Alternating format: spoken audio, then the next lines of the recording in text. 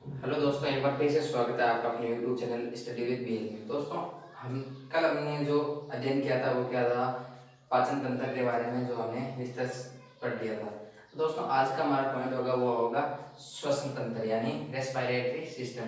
तो देखिए दोस्तों,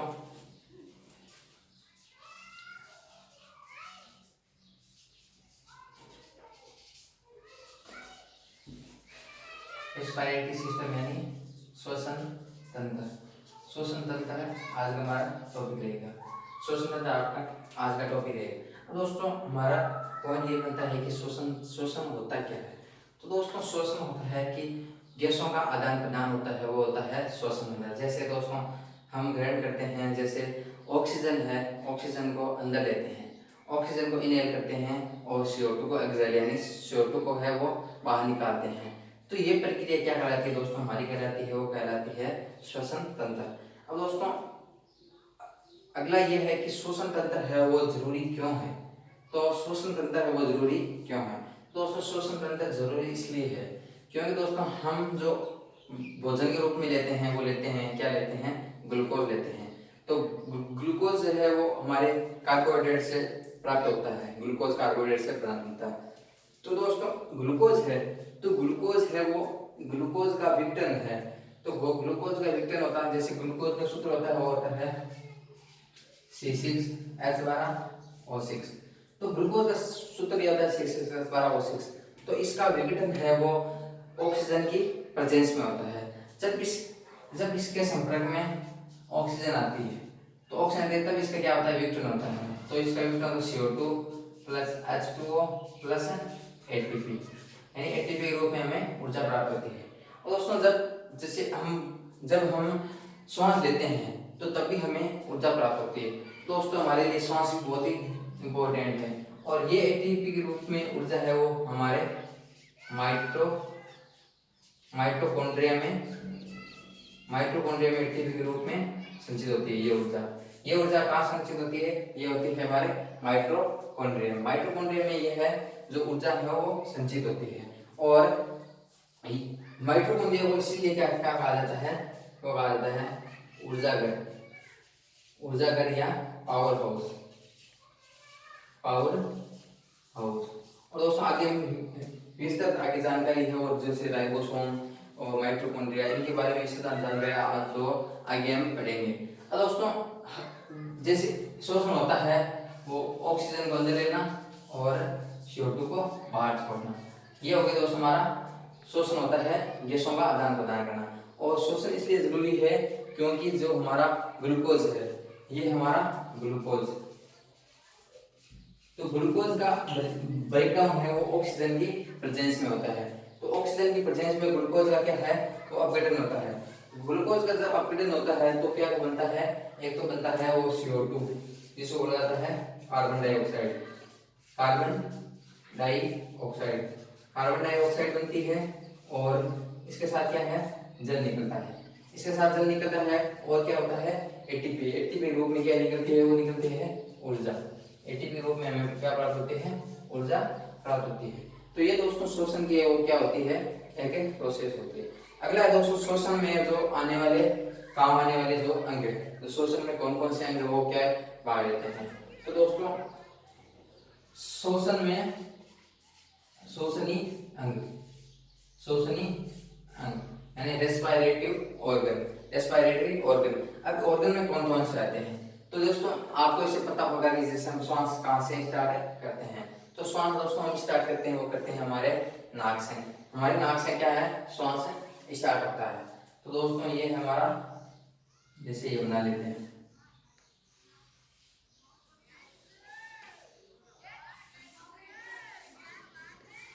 यहाँ क्या होगा, हमारा नाक, और ये हो गया मुंह। अब दोस्तों, ये हो गया। अब श्वास स्टार्ट कहाँ से होता है, वो होता है, पहले हमारा कौन हो गया, वो हो गया नाक यानी जिसको बोला जाता है नोज। अब इसके बारे में जो कुछ क्या क्या होता है वो एक बार देखते हैं।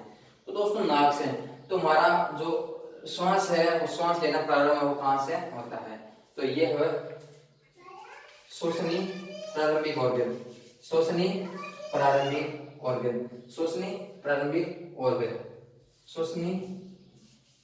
प्रारंभिक अंग, यानी यहाँ से क्या शोषण है वो शुरू होता है, यहाँ से शोषण है वो शुरू होता है।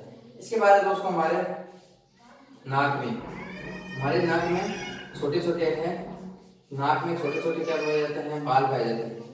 नाक में छोटे छोटे बाल पाए जाते हैं जिन्हें क्या कहा जाता है, नाक में छोटे छोटे बाल पाए जाते हैं जिन्हें कहा जाता है सीलिया, जिन्हें क्या क्या कहा जाता है, सीलिया। नाक में जो छोटे छोटे बाल पाए जाते हैं वो कहा जाता है सीलिया। अब सीलिया इनका काम क्या है, तो इन बालों का दोस्तों कार्य है कि जो हमारे जो वायुमंडल से जो डस्ट आती है, वायुमंडल से जो धूल के कण आते हैं, धूल के कण यानी जिसको बोला जाता है डस्ट। अब ये क्या करता है, सीलिया क्या करते हैं, जो डस्ट आते हैं उनको क्या करते हैं हमारे नाक में यानी जो बाहर ही रोक लेते हैं, तो इन धूल के कणों को बाहर ही रोक लेते हैं। तो बाहर कौन रोकते हैं, वो रोकता है हमारे सीलिया। यानी ये मोस्ट क्वेश्चन बन सकता है कि हमारे नाक में जो कण है, या ये यही समझ सकता है नाक में पाए जाने वाले बालों को क्या कहा जाता है, तो इनको कहा जाता है सीलिया। अब दोस्तों जो हमारे कभी कभी जैसे नाक से पानी आता है, नाक से पानी, अब इनको नाक में पानी आता है तो इनको क्या कहा जाता है, तो नाक से आने वाले पानी को कहा जाता है म्यूकस, ये जिसको बोला जाता है श्लेष्म। ये क्या है, ये हमारे जो नाक से आने वाले पानी को बोला जाता है। और दोस्तों नाक से जो इतनी ये हो गया दोस्तों हमारा नाक और ये हो गया हमारा मुख। अब यहाँ से नाक से हमारा क्या हो गया, वो श्वास है वो ये से अंदर आनी स्टार्ट होगी नाक से। अब क्या है, मुंह के पास एक ऑर्गन पाया जाता है, इसको बोला जाता है ग्रसनी या इसको बोला जाता है फेरिंग्स, इंग्लिश में बोला जाता है फेरिंग्स। अब फेरिंग्स का कार्य क्या है, अब दोस्तों यह है कि जो हमारे श्वसन तंत्र और पाचन तंत्र का एक या क्या है, ये एक जो कॉमन पार्ट है। जो कॉमन पार्ट कैसे हो गया, जैसे जो नाक से हम श्वास लेते हैं, तो नाक से हम श्वास लेते हैं तो क्या होता है, ये आता है हमारे ग्रसनी में, यहाँ ग्रसनी में आता है। और हमारा मुख्य भोजन आता है वो भी नहीं आता है। तो ये क्या है, एक कॉमन पार्ट है। कॉमन पार्ट किस तरह से हो गया, श्वसन तंत्र और पाचन तंत्र का एक कॉमन पार्ट हो गया। ये दोस्तों क्वेश्चन बन सकता है कि हमारे डाइजेस्टिव सिस्टम और रेस्पिरेटरी सिस्टम का है जो कॉमन पार्ट है कौन सा है, तो डाइजेस्टिव सिस्टम और रेस्पिरेटरी सिस्टम का कॉमन पार्ट है वो फेरिंक्स या इसको बोला जाता है ग्रसिका बोला जाता है, इसको ग्रसिका बोला जाता है।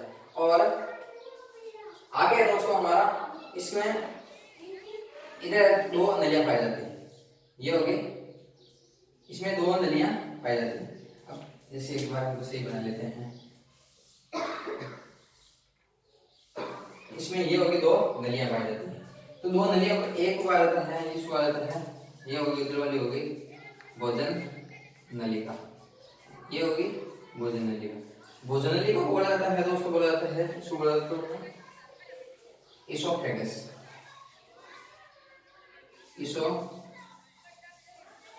इसोफेगस बोला जाता है। भोजन नली को बोला जाता है इसोफेगस। और श्वास नली को बोला जाता है, वो बोला जाता है इधर पाई जाती है, वो पाई जाती है श्वास नली। श्वास नली को बोला जाता है, वो बोला जाता है ट्रेकिया। श्वास नली को बोला जाता है ट्रेकिया। ट्रेकिया क्या है, या इसको बोला जाता है श्वास नली या विंड पाइप बोला जाता है ट्रेकिया। इसको बोला जाता है, वो बोला जाता है ट्रेकिया। श्वास नली को ट्रेकिया बोला जाता है। अब दोस्तों ये एक जो कॉमन पार्ट है, इसके ऊपर एक ढक्कन सा पाया जाता है। इसके ऊपर जैसे हमारे एक कंठों के पास यानी गले के पास क्या है, एक ढक्कन सा पाया जाता है, इसको बोला जाता है घाटी का ढक्कन। घाटी का ढक्कन या इसको बोला जाता है एपिग्लोटिस या घाटी का ढक्कन। ये क्या ढक्कन है, जो हम जैसे जब सांस लेते हैं तो सांस वाली नली खुल जाती है, जब सांस लेते हैं तो सांस वाली खुल जाती है। और जब क्या है, जैसे ये दो हो गए ना, तो ये जब सांस लेते हैं तो सांस वाली नली खुल जाती है। और जब भोजन करते हैं तो क्या है, ये भोजन वाली नली खुल जाती है। और गया दोस्तों हमारे, जब ये क्या हो गया, घाटी का ढक्कन हो गया।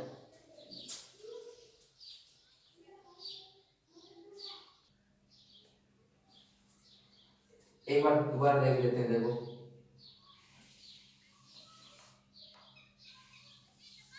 तो क्या है, एक साथ सारे हो गए। तो दोस्तों ये हो गया हमारा जैसे नाक, ये हो गया नाक, और ये हमारा मुख, ये हमारा मुख।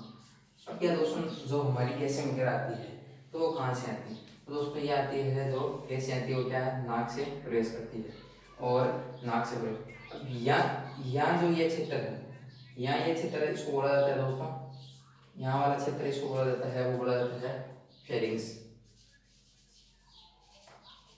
फेरिंग्स बोला जाता है यानी ग्रसनी, इसको बोला जाता है ग्रसनी यानी ये क्षेत्र जो ग्रसनी बोला जाता है। अब दोस्तों ये ग्रसनी है, तो ग्रसनी को बोला जाता है, तो ये एक कॉमन पार्ट है।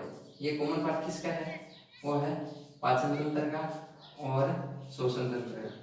पाचन तंत्र का और श्वसन तंत्र का ये क्या है, एक कॉमन पार्ट। कॉमन पार्ट कैसे हो गया दोस्तों, जो जैसे यहाँ से हम श्वास लेते हैं, तो यहाँ से श्वास लेते हैं तो ये यहाँ से ऊपर आएगी, और जहाँ यहाँ मुख से खाना खाते हैं तो वो भी यहाँ से ऊपर जाएगा। तो ये क्या कर रहा है दोस्तों, ग्रसनी, यानी ग्रसनी है जो है हमारा पाचन तंत्र और श्वसन तंत्र का एक कॉमन अंग है, यानी कॉमन अंग या कॉमन पार्ट है। इसके बाद में दोस्तों हमारे कैसे होते हैं, इसके बाद में है जो यहाँ से दो पाइप में जाती है, यहाँ से दो पाइप होगी, अब दो ये पाइप होगी, यानी ये जो गला वाला भाग हो गया। तो इधर वाली दोस्तों हमारी होगी जैसे भोजन नलिका, भोजन नलिका ये होगी, इधर वाली भोजन नलिका होगी, और इधर वाली होगी, ये होगी हमारी श्वसन नलिका, ये होगी श्वसन नलिका। ये हमारे दो गले में दो वो जो पाई जाती है, दो पाइप में संरचना पाई जाती है दोस्तों, भोजन नलिका हो। तो भोजन नलिका को कहा जाता है दोस्तों इसोफेगस, इसोफेगस या ग्रसनी कहा जाता है, ग्रसनी, इसको कहा जाता है ग्रसिका, ग्रसिका कहा जाता है। इसको जब भोजन नली को कहा जाता है, क्या कहा जाता है, ग्रसिका कहा जाता है। और श्वास नली को कहा जाता है दोस्तों, इसको कहा जाता है ट्रेकिया। ये क्या होगी हमारी श्वास नली, श्वास नली को कहा जाता है ट्रेकिया। अब दोस्तों श्वास नली और एक भोजन नली का हो, अब ये दोनों क्या है, इनके ऊपर यहाँ एक ढक्कन सा पाया जाता है, इनके ऊपर एक ढक्कन सा पाया जाता है, इसको कहा जाता है दोस्तों घाटी का ढक्कन, घाटी का ढक्कन। ये इसको बोला जाता है एपिग्लोटिस, यानी इंग्लिश में बोला जाता है इसको एपिग्लोटिस। अब दोस्तों इस घाटी के ढक्कन का कार्य क्या है, घाटी के ढक्कन का कार्य ये है, जैसे हम जब हम भोजन करते हैं तो भोजन करते हैं तो ये क्या है, ये ढक्कन क्या करता है, इधर वाला ढक्कन खुल जाता है, तो ये भोजन है इसमें आ जाता है इधर वाले। जब भोजन करते हैं तो भोजन वाला पार्ट खुल जाता है, और जब हम सांस लेते हैं, जब हम सांस लेते हैं तो क्या है, इधर वाला सांस वाला भाग खुल जाता है। अब दोस्तों कभी कभी बार आता होता है, जैसे हम भोजन करते हैं, तो भोजन क्या है, जो पिछले वीडियो में हमने देखा ही था कि जैसे हम भोजन करते हैं तो भोजन जब तेजी से करते हैं तो क्या होता है, तो भोजन का पार्टिकल है वो क्या है, श्वास नली में चला जाता है। तो श्वास नली ज्यादा तब हमें क्या होती है, कोई जिसे हिचकियां वगैरह आने लगती है, श्वास नली में चला जाता है। तो ये घाटी के ढक्कन है, ये अलग, इनको अलग अलग करने का कार्य करता है। जो घाटी के ढक्कन है वो सांस को श्वास नली में भेजता है, जो एक गैसों को श्वास नली में भेजता है, और क्या करता है, इनको भोजन को है वो भोजन नलिका में भेजता है। और क्वेश्चन दोस्तों ये बनता है कि श्वसन नलिका को क्या कहा जाता है, तो दोस्तों श्वसन नलिका को कहा जाता है, वो कहा जाता है ट्रेकिया, और भोजन नलिका को कहा जाता है ग्रसिका या इसोफेगस, इसोफेगस।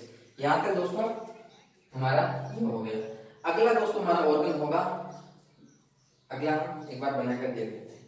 यहाँ तक दोस्तों हमने ये पढ़ लिया कि नाक के बारे में हमने पढ़ लिया, और अब देखते हैं दोस्तों आगे नाक के बाद में कौन कौन से अंग है वो आते हैं। तो नाक के बाद में दोस्तों हमारा होगा वो होगा, अब हमने पीछे ये देख लिया कि हमारा जो श्वसन है वो प्रवेश हमारी जो जैसे यहाँ श्वसन प्रारंभ होता है वो होता है हमारे नाक से। श्वसन प्रारंभ होता है वो हमारे नाक से होता है और नाक से प्रारंभ होकर और आगे देख लेते हैं एक बार। नाक से प्रारंभ हो गया। अब नाक के बारे में दोस्तों हमारा यह बनता है और एक बार चित्र दोबारा बना लेते हैं।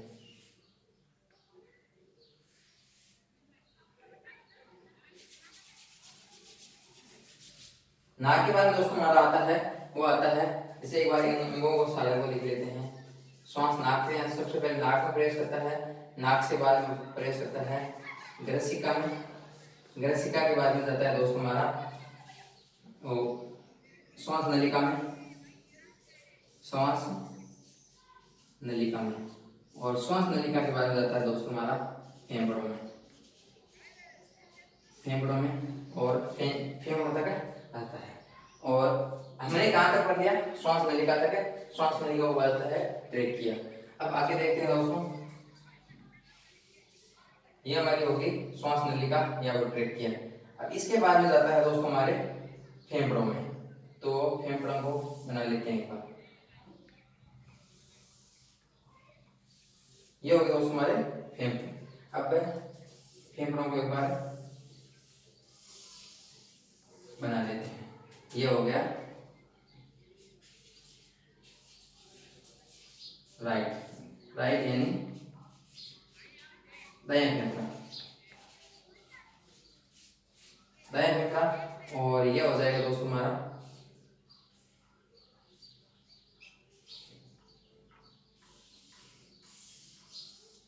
ये हो गया बायां फेफड़ा। फेफड़े कितने प्रकार के होते हैं?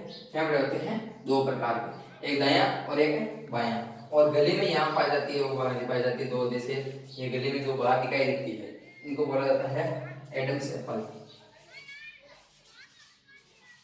Adam's apple. ये क्या केवल है वो पुरुषों में पाया जाता है। इसके कारण क्या है हमारी आवाज है वो भारी हो जाती है, इसीलिए कहा जाता है कि पुरुषों की आवाज है वो ज्यादा भारी होती है और लड़कियों और महिलाओं की आवाज क्या है वो होती है पतली होती है। अब दोस्तों ये हो गया एडम्स एप्पल। इसके बाद में है जो गैस है हमारे फेफड़ों में आती है। तो फेफड़ों में ये हो गया दायां फेफड़ा और ये हो गया बायां फेफड़ा। बायां फेफड़ा थोड़ा सा कटा हुआ होता है, थोड़ा सा कटा हुआ होता है। अभी क्वेश्चन ये बनता है कि हमारे फेफड़ों में छोटा फेफड़ा कौन सा होता है? तो हमारा छोटा फेफड़ा होता है वो होता है ये बायां फेफड़ा। क्या है? थोड़ा छोटा होता है क्योंकि थोड़ा सा ऐसे कटा हुआ भाग होता है और हड्डी के चारों ओर एक झिल्ली पाई जाती है। इस छोटे फेफड़ों के चारों चारों ओर एक झिल्ली पाई जाती है, इसको कहा जाता है हृदय गुहा, इसको कहा जाता है हृदय गुहा। और ये है जो इसके हृदय के चारों ओर पाई जाती है हमारे वो पसलियां वगैरह पाई जाती है और इनमें क्या है वो कसा हुआ रहता है। अब दोस्तों हृदय से कुछ महत्वपूर्ण कोण बनकर इनको बाहर देख लेते हैं। तो सॉरी फेफड़ों तो फेफड़ों के अध्ययन को क्या कहा जाता है? तो दोस्तों फेफड़ों के अध्ययन को कहा जाता है वो कहा जाता है पल्मोनोलॉजी, पल्मोनोलॉजी। पल्मोनोलॉजी क्या कहता है? फेफड़ों के अध्ययन को। जो हम जैसे फेफड़ों के बारे में जो अध्ययन करते हैं वो हमें पल्मोनोलॉजी यानी जो पल्मोनोलॉजी में हमें फेफड़ों के बारे में जो अध्ययन मिलता है। अब फेफड़ों का अध्ययन को जाता है फेफड़ों के अध्ययन को पल्मोनोलॉजी कहा जाता है। और फेफड़ों का रंग होता है नेचुरल कलर होता है वो होता है नेचुरल कलर। ये होता है दोस्तों पिंक। हमारे फेफड़ों का नेचुरल कलर होता है पिंक कलर का हमारे फेफड़े जो होते हैं। और इनका वजन, इनका वेट का देख लेते हैं। तो इनको इन फेफड़ों का वेट होता है दोस्तों हमारा वो होता है 1.3 से 1.5 केजी। फेफड़ों का वेट होता है वो 1.3 से 1.5 केजी है वो फेफड़ों का वेट होता है। और दोस्तों ये हो गए फेफड़ों। अब दोस्तों हमारे यहाँ आता है कि फेफड़ों के यहाँ जो गैस मार के आधी इधर आ जाती है और आधी इधर। तो दोस्तों ये आता है कि हमारे जो श्वास नली में या हमारे फेफड़ों के जो श्वास लेते हैं तो श्वास का प्राथमिक विभाजन है क्या कहलाता है? तो दोस्तों प्राइमरी डिवीजन या प्राथमिक विभाजन कहलाता है, वो कहलाता है, इसको लिख लेते हैं प्राथमिक विभाजन। हमारे श्वास का वो प्राथमिक विभाजन कहलाता है, वो कहलाता है ब्रोंकी। ब्रोंकी ये हमारा पार्ट है, वो क्या है, ब्रोंकी। ये इसको बोला जाता है सूक्ष्म वायु नलिका। सूक्ष्म वायु नलिका हमारा क्या है, श्वास से वो विभाजित होकर सूक्ष्म वायु नलिकाओं में वो कन्वर्ट हो जाता है, क्योंकि यहाँ से दो दो नलिकाएं हो गई, दो छोटे छोटे नलिकाएं हो गई, तो इसको बोला जाता है सूक्ष्म वायु नलिका। यानी सूक्ष्म वायु नलिका में हमारा जैसे क्वेश्चन ये बनता है कि हमारे श्वास का प्राथमिक विभाजन क्या कहलाता है, तो हमारे श्वास का प्राथमिक विभाजन क्या होता है, वो सूक्ष्म वायु नलिकाओं में होता है, या इसको बोला जाता है इंग्लिश में बोला जाता है ब्रोंकी। और सेकेंडरी विभाजन को बोला जाता है ब्रोंकिलस।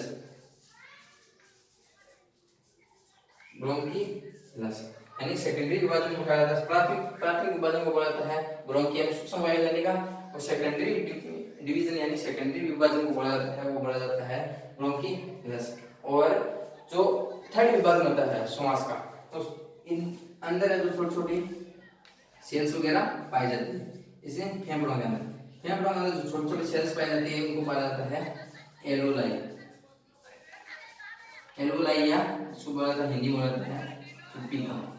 पुप्पिका यानी पुप्पिका, जो ये छोटी छोटी जो कोशिका वगैरह जो हमारे फेफड़ों में पाई जाती है उनको बोला जाता है पुप्पिका। अब दोस्तों हमारा मोस्ट क्वेश्चन यही बनता है कि पुप्पिका, तो पुप्पिका क्या है, इसका हमारे श्वास नलिका हुआ तृतीय विभाजन हो गया, और इस यही हमारी क्या है, ये हमारी श्वसन तंत्र की कार्यात्मक और संरचनात्मक इकाई है। कार्यात्मक और संरचनात्मक, कार्यात्मक और संरचनात्मक इकाई। तो दोस्तों क्वेश्चन ये बनता है, क्वेश्चन ये बनता है कि हमारे श्वसन तंत्र की कार्यात्मक और संरचनात्मक इकाई है structural and functional unit of the respiratory system. यानी स्ट्रक्चरल और फंक्शन यूनिट है वो क्या है, हमारी एलोलाई यानी पुप्पिका। पुप्पिका है वो क्या है, हमारे श्वसन तंत्र की कार्यात्मक और संरचनात्मक इकाई है। अब पुप्पिका दोस्तों क्या है, ये दोस्तों हमारे जैसे ये ऐसे होती है, ये होती है अंगूर के गुच्छों के समान, अंगूर के गुच्छे के समान, यानी अंगूर के गुच्छे पाए जाते हैं, जैसे अंगूर के गुच्छे हो गए जैसे ये से, तो ये अंगूर के गुच्छों के रूप में जो इनकी संरचना होती है वो अंगूर के गुच्छों के समान होती है, इनकी संरचना अंगूर के गुच्छों के समान होती है। दोस्तों हमारा क्वेश्चन ये हमारे यहीं ये बनता है कि हमारी स्ट्रक्चरल और फंक्शनल यूनिट है वो हमारे श्वसन तंत्र की क्या है, तो श्वसन तंत्र की स्ट्रक्चरल और फंक्शनल यूनिट है वो क्या है, एलोलाई। और दोस्तों हमारे हृदय की सॉरी हमारे फेफड़ों की, दोस्तों हमारे फेफड़ों का जो आकार वो कैसा होता है, आकार दोस्तों इसका आकार होता है स्पंज के आकार का, यानी जो स्पंज होता है वो जिसको एक बार प्रेस किया जिसको उसको पानी में छोड़ा जाता है, पानी में छोड़ा जाता है, तो उसको क्या होता है, जो एक बार वो पानी को सोख लेता है और उसके बाद वो क्या उसको जैसे छोड़ते हैं तो वो क्या है पानी को सोखता है, और जिसको एक बार दबाते हैं तो वो क्या है एक बार सारा पानी छोड़ देता है। तो दोस्तों इसका आकार हो गया वो हो गया स्पंज के आकार का। अब दोस्तों एक मिनट में अगला एक क्वेश्चन होता है कि एक मिनट में हम श्वास कितनी बार लेते हैं, तो दोस्तों एक मिनट में हम श्वास लेते हैं 12 से 16 बार, यानी तो एक मिनट में हम जो श्वास ले लेते हैं वो ले लेते हैं 12 से 16 बार हम एक मिनट में श्वास ले लेते हैं। अब दोस्तों इसके बाद जैसे ये हो गया हमारा एटम सर्कल और ये हमारे दोनों फेफड़े हो गए, फेफड़ों के नीचे पाई जाती है वो पाई जाती है डायाफ्राम। डायाफ्राम पाई जाती है हमारे फेफड़ों के नीचे, और फेफड़ों के नीचे तो डायाफ्राम पाई जाते हैं। अब डायाफ्राम में दोस्तों हमारी इसकी जो ये भी क्या है एक मस्कुलर ऑर्गन है जो मांसपेशियों से बना है। अब दोस्तों कभी कभी हम देखते हैं जैसे हम जैसे श्वास लेते हैं, जो जैसे हम खाना खाते हैं तेजी से, तो खाना खाते हैं तो हमारा खाने का पार्टिकल वो क्या है श्वास नली में चला जाता है, तो श्वास नली में चला जाता है तो तब क्या है तो हमें हिचकियां क्यों आती है, तो हम ये देखते हैं कि जो तेजी से खाना खाते हैं तो हमें हिचकियां क्यों आती है, इसलिए आती है कि दोस्तों हमारा जो ब्रेन है हमारा मस्तिष्क से वो क्या है इनको फेफड़ों को जो संदेश भेजता है, फेफड़ों को संदेश भेजता है कि तुम्हारे जो कोई संदिग्ध पार्टिकल आ गया है, तो हमारे फेफड़े क्या है तेजी से क्या है गति करते हैं, तेजी से गति करते हैं तो उसमें क्या है, हमें हिचकियां आने लगती है। जो हमारे फेफड़े ऊपर नीचे तेजी से गति करने लगते हैं उसमें क्या है, हमें हिचकियां आने लगती है। और दोस्तों ये दोस्तों हमारे सारे पढ़ गए। और अगला एक पॉइंट ये भी बनता है कि हमारे श्वसन तंत्र को नियंत्रित कौन करता है। तो हमारे श्वसन तंत्र को करता है दोस्तों हमारा मेडुला ओब्लांगेटा। मेडुला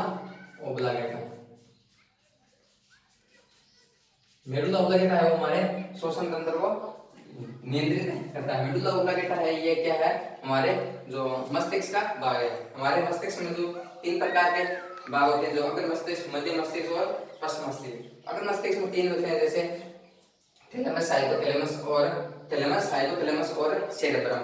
और पश्च मस्तिष्क के होते हैं, एक पोन्स होता है और एक मेडुला ओब्लांगेटा और एक सेरेब्रम।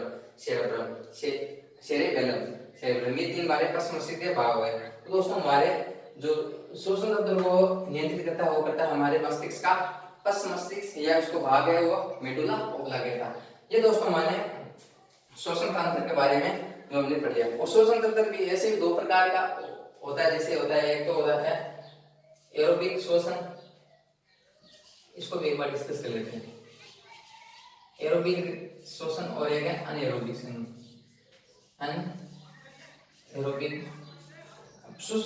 2 प्रकार के, एरोबिक और अनएरोबिक। यानी एरोबिक होता है जो ऑक्सीजन की उपस्थिति में, और अनएरोबिक होता है वो है ऑक्सीजन की अनुपस्थिति में। दोस्तों ऑक्सीजन की, जैसे हम सांस लेते हैं तो हम सांस लेते हैं तो ये क्या है, ये श्वसन हो गया हमारा एरोबिक, यानी जो हम वायु की उपस्थिति में सांस लेते हैं। और अनएरोबिक जैसे किसमें होता है दोस्तों, इसलिए होता है जैसे फर्मेंटेशन कराते हैं, जैसे किण्वन कराती है, किण्वन की प्रक्रिया, वो क्या है अनएरोबिक रेस्पिरेटरी, अनएरोबिक श्वसन है, अनएरोबिक श्वसन है। और श्वसन के बारे में दोस्तों ये मैंने सारे डिस्कस कर लिए। और दोस्तों आज के लिए इतना ही, और हम कर लेंगे। Thank you. और दोस्तों आपको जो वीडियो अच्छा लगे तो वीडियो को लाइक और शेयर करना, और जो पहली बार आए हैं तो चैनल को सब्सक्राइब करना ना भूलें। Thank you so much.